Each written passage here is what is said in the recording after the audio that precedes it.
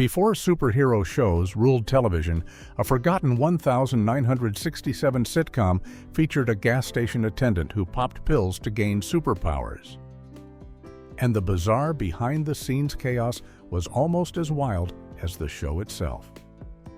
From replaced pilots to drug controversies and stolen concepts, Mr. Terrific's short life hides secrets that will shock even die-hard TV fans.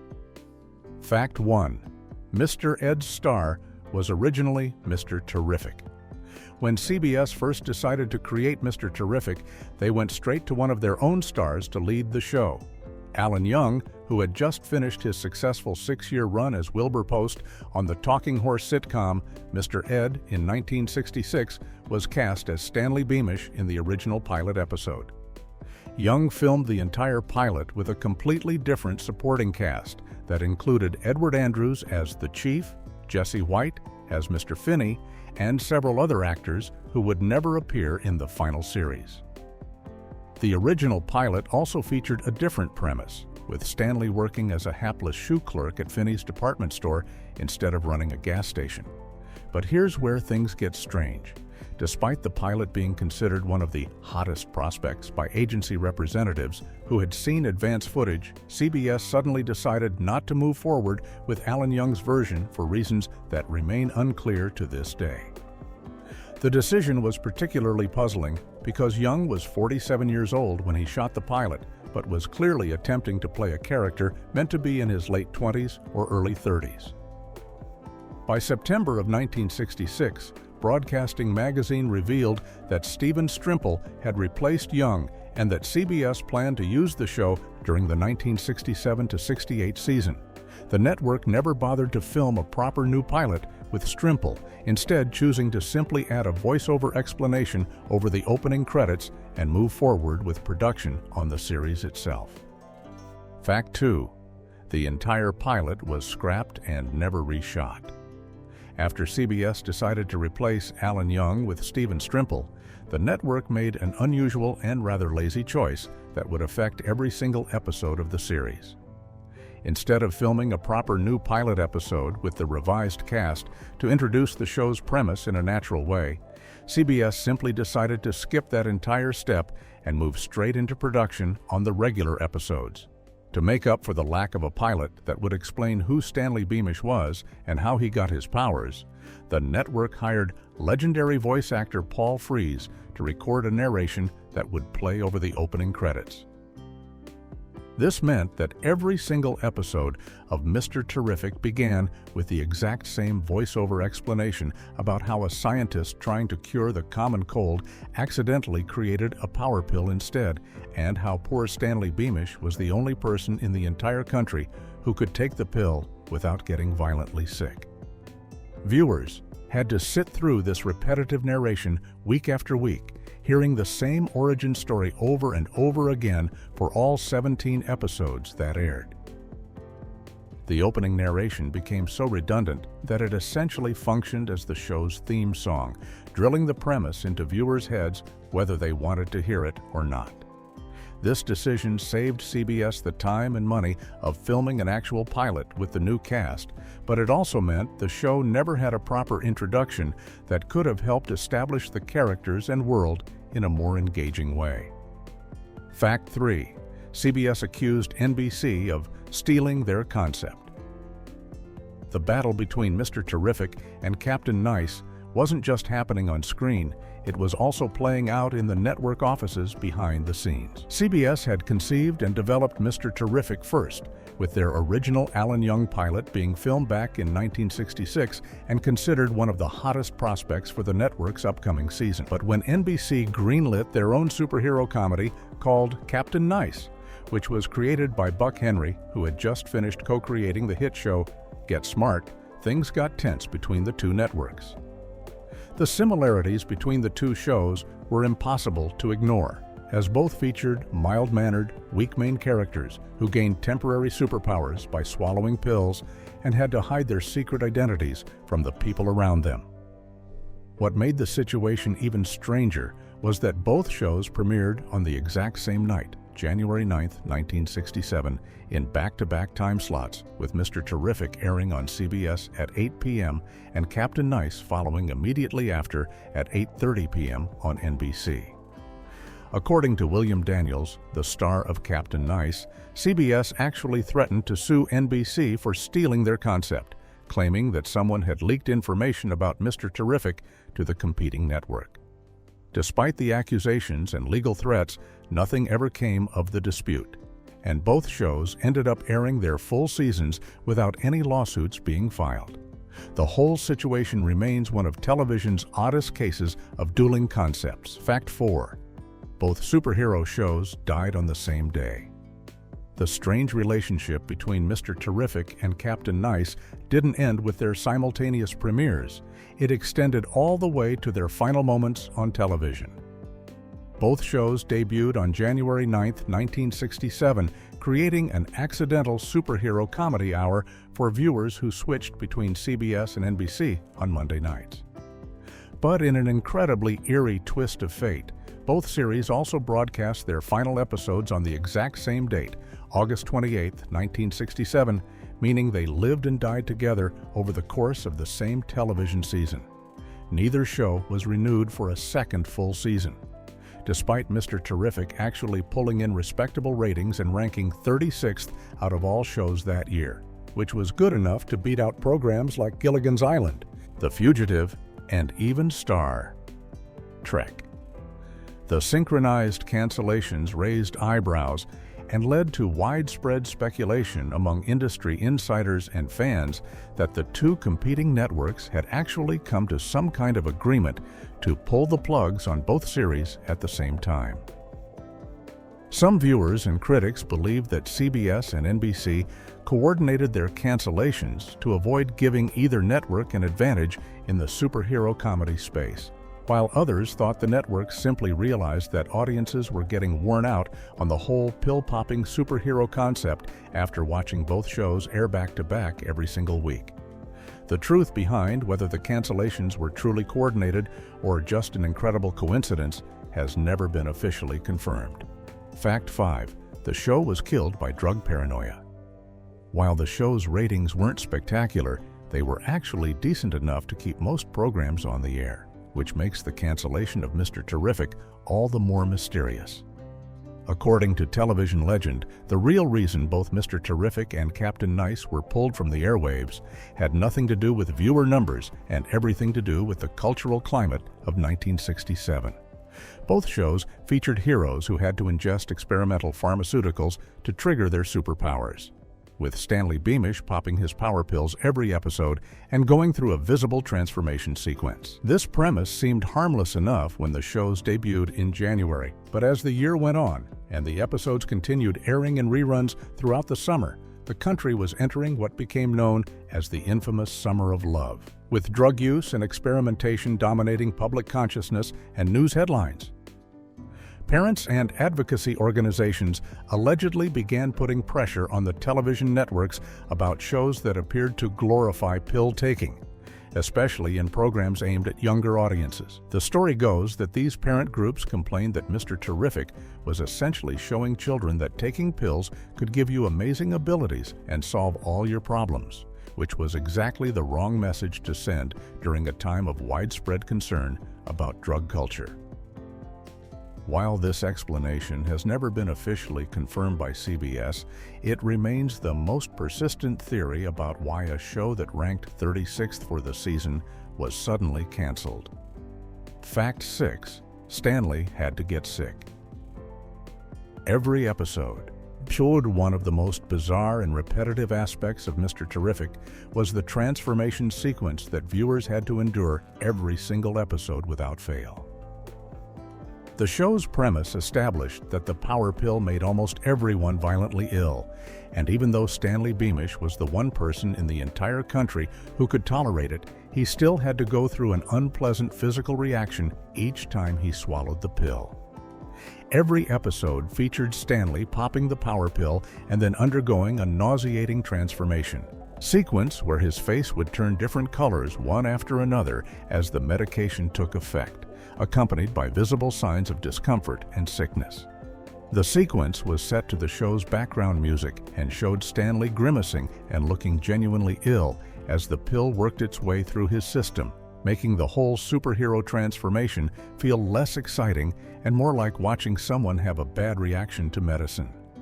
After going through this uncomfortable change, Stanley would then strip off his gas station coveralls and put on his costume, which consisted of goggles, a gold jacket with fabric panels sewn under the arms, and a scarf. The repetitive nature of this sequence meant that precious screen time in every episode was devoted to showing the same transformation over and over again, which only added to the show's formulaic feel and likely contributed to viewer fatigue as the season wore on. Fact 7. The star was a Columbia Law graduate and acting teacher. Stephen Strimple, the actor who replaced Alan Young as the lead in Mr. Terrific, was far more qualified than his role as a bumbling gas station attendant might suggest. Before he ever stepped in front of a camera, Strimple had achieved an impressive academic record that would make most people's accomplishments look modest by comparison.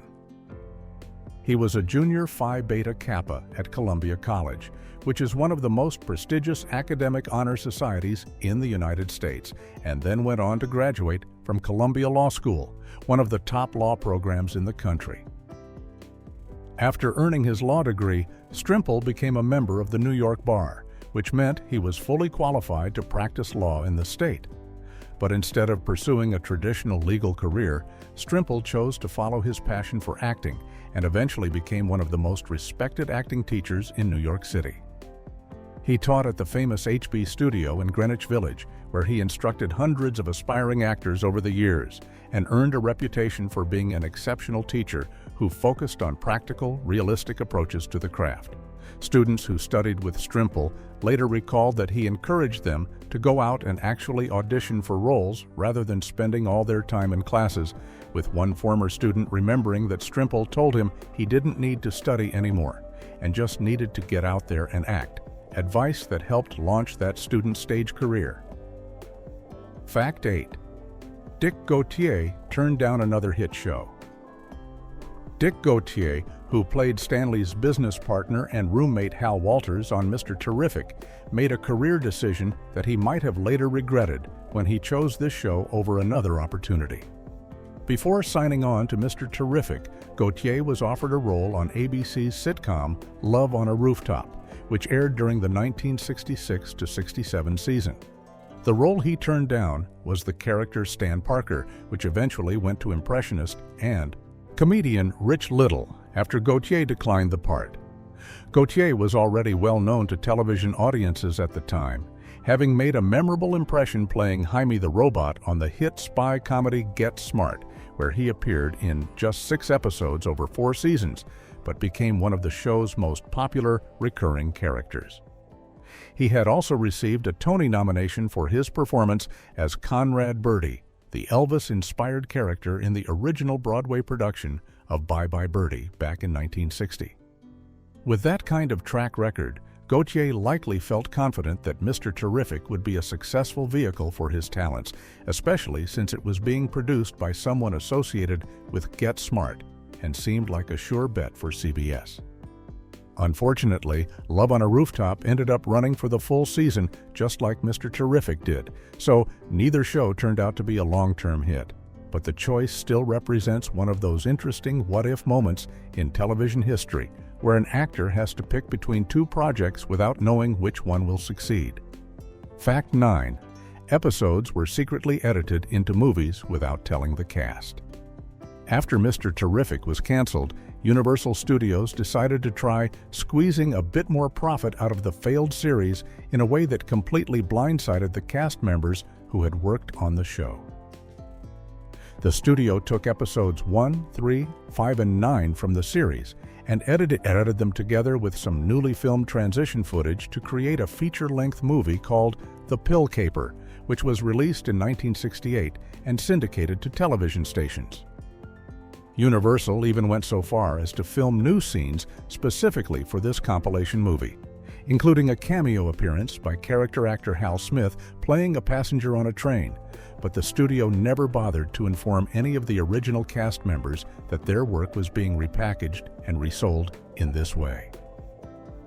The The cast only found out about the pill caper's existence when Dick Gautier, who played Hal Walters on the series, somehow caught wind of what Universal had done and immediately demanded that the studio pay him residual payments for using his performances in a new production.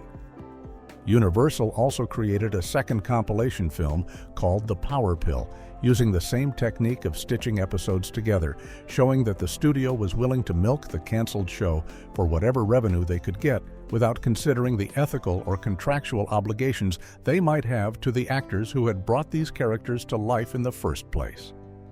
Fact 10. The hero flew by flapping his arms like a bird. While Superman could soar gracefully through the sky with his arms extended in front of him, Mr. Terrific's approach to flight was considerably less dignified and far more ridiculous to watch. Stanley Beamish's superhero costume consisted of a gold-colored jacket that had fabric panels specially sewn under the arms, which were attached to the sides of the jacket to create a makeshift wing-like structure. In order to actually get airborne and fly, Stanley had to furiously flap his arms up and down like a bird trying to take off, which made the whole process look absurdly comedic rather than heroic or impressive. The show added rocket sound effects to accompany his takeoffs, and every time Stanley launched himself into the air, it would create a visible blast of wind that would blow papers around and mess up the area he was leaving from, as if his flapping had somehow generated the force of a jet engine. The visual effect of watching a grown man in goggles and a gold jacket frantically flapping fabric wing panels to achieve flight was probably meant to be funny and fit the show's campy superhero comedy tone, but it also made Mr. Terrific look far less capable and powerful than other flying heroes on television at the time. This awkward flying method became one of the most memorable and frequently mocked aspects of the show, cementing Mr. Terrific's place as one of the least graceful superheroes ever to appear on television. Fact 11. Stanley was a 98-pound weakling found by supercomputers.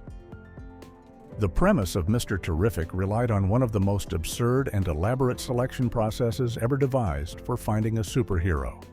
According to the show's backstory, a government scientist had created a special power pill that was supposed to give anyone who took it incredible superhuman abilities, but there was one massive problem with the formula that the scientist hadn't anticipated. Every single person that the government gave the experimental pill to became extremely and violently sick, making the whole project seem like a complete failure that would have to be abandoned. Rather than giving up on their investment, the government decided to use their most advanced supercomputers to scan through data on every person in the entire nation to find the one individual whose unique body chemistry would allow him to tolerate the pill and benefit from its effects without getting ill. After running their nationwide search through all this computer data, the supercomputers identified the exact person they needed, and that person turned out to be Stanley Beamish, who was described as a 98-pound weakling who worked as a gas station attendant in Washington, D.C. The idea that the government would go through all this trouble and use cutting-edge supercomputer technology just to find one scrawny gas station employee was part of the show's comedy.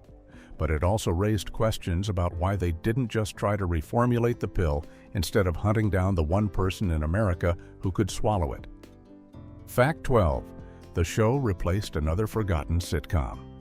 Mr. Terrific didn't start the 1966-67 television season as part of CBS's regular lineup, but instead came in as a mid-season replacement for another show that was already struggling in the ratings. The series that Mr. Terrific replaced was an equally obscure comedy called Run, Buddy, Run, which had premiered in September of 1966 and was produced and written by Leonard Stern, who was also an associate producer of the hit spy comedy Get Smart. Run, Buddy, Run starred Jack Sheldon as Buddy Overstreet, an ordinary guy who accidentally overhears vital secrets from a powerful crime syndicate while sitting in a steam room, including the mysterious code words Chicken Little, and then has to flee across the country as mobsters chase him down in what was essentially a comedic version of The Fugitive. Despite having a good time slot on the schedule and combining crime and comedy in ways that had worked for other shows, Run, Buddy, Run failed to attract enough viewers to justify keeping it on the air for a full season. CBS pulled the plug on the series halfway through the season and brought in Mr. Terrific as its replacement, hoping that a superhero comedy would perform better in that Monday night slot. Ironically, Mr. Terrific ended up having almost the exact same fate as the show it replaced, lasting only through the end of the season before being canceled itself. Fact 13.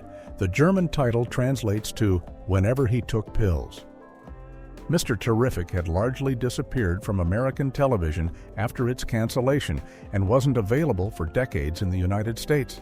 But the show found an unexpected second life when it was released on DVD in Germany on July 17, 2009 by UFA DVD. The complete 17-episode series was packaged as a DVD set that included both the original English audio track and a German language dub, giving viewers the option to watch the show in whichever language they preferred. What made this release particularly interesting was the title that the German distributors chose for the series, which was "Immer wenn Pillen nahm," a phrase that translates directly into English as "whenever he took pills" or "whenever he takes pills." This German title put the pill-taking aspect of the show front and center in a way that American network executives had actively tried to avoid during the original broadcast, especially as concerns about drug culture grew throughout 1967. While the American title Mr. Terrific focused on the superhero identity and kept the show sounding innocent and family-friendly, the German title made it impossible to ignore that the entire premise revolved around a character who repeatedly swallowed pills to gain his abilities. The blunt honesty of the German title serves as a reminder of just how sensitive American networks were about the show's pharmaceutical premise, and how different cultural contexts can completely change the way a television series is marketed and perceived by audiences. Fact 14. The concept started with curing the common cold. The origin story of the power pill that gave Stanley Beamish his abilities was explained in the opening narration that played at the beginning of every episode, and it featured one of the most ridiculous scientific accidents in television history. According to the voiceover that viewers heard week after week, a scientist who was both wise and bold set out on what seemed like a noble and practical mission to cure the common cold, one of the most widespread and persistent minor illnesses that affects millions of people every year. But instead of finding a cure for sniffles and sore throats like he intended, this scientist somehow accidentally created a power pill that could give people the strength of 1,000 men and enable them to fly through the air like eagles. The narration treated this massive scientific failure as if it were just a minor oops moment, glossing over the fact that the scientist had somehow gone from working on cold medicine to creating a formula that defied the laws of physics and gave people superhuman abilities. The show never explained how or why attempting to cure a common virus would lead to discovering a pill that granted super strength and flight, leaving viewers to just accept that this was the kind of happy accident that could happen in a government laboratory. This absurd origin story became part of the show's charm for some viewers, while others found it to be just another example of how little thought went into making the premise make any logical sense. Fact 15.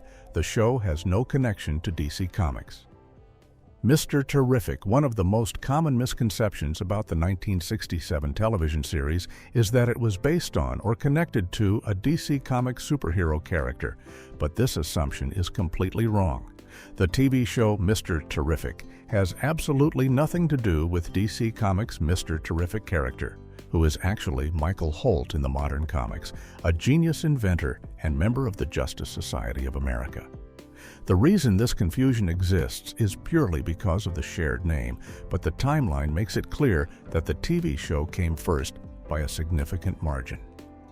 The CBS sitcom aired in 1967 and was canceled after just one season, while DC Comics' modern Mr. Terrific character didn't make his debut appearance in the comics until 30 years later in 1997, when he first showed up in Spectre Volume 3, Issue 54. There was actually a Golden Age DC Comics character, also named Mr. Terrific, who predated the TV show, but that was Terry Sloan, a completely different character from both the TV version and the later Michael Holt version, and the TV show wasn't based on him either. The 1967 show's character of Stanley Beamish was an original creation for television that just happened to use a similar superhero name. And the similarities end there, as the TV version was a comedic gas station attendant who got sick from power pills, while the comic book version is a serious superhero known as one of the most intelligent people on Earth.